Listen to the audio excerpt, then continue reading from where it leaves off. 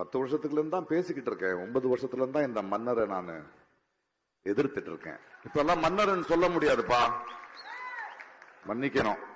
அவர்தான் தெய்வ குழந்தை ஆயிட்டாரு. அவரை இனிமே நம்ம தேர்ந்தெடுக்க முடியாது. அவர்தான் நாட்டுக்கு அவரால் ஏதாவது துன்பம் ஏற்பட்டால் அவரை திட்ட முடியாது. மனுஷனாயா நீ என்ன முடியாது.